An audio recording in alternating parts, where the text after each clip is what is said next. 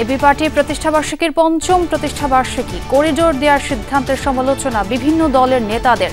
তারেক রহমান বললেন, দেশের স্বার্থে রাজনৈতিক দলগুলোকে ঐক্যবদ্ধ থাকতে হবে। রাখাইনে মানবিক করিডোর দেওয়ার সিদ্ধান্তকে সার্বভৌমত্বের জন্য হুমকি মনে করছে বিএনপি। অস্থিরতা বৃদ্ধির পাশাপাশি নির্বাচনে প্রভাব পড়ার শঙ্কা। সীমান্ত পেরিয়ে নতুনভাবে শত শত রোহিঙ্গা ঢুকছে বাংলাদেশে, ঠাঁই নিচ্ছে কক্সবাজারের ক্যাম্পে। নিয়ন্ত্রণের চেষ্টা চলছে, দাবি বিজিবির। এখনও সৌদি ভিসার অপেক্ষায় 14,000 হজযাত্রী। নির্ধারিত ফ্লাইট ধরতে পারেননি 13 জন।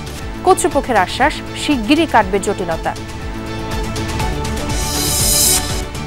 চাহিদার তুলনায় সবজির যোগান কম, বাড়তি দর প্রায় সব পণ্যের। উল্টো চিত্র উত্তরাঞ্চলের বাজারে।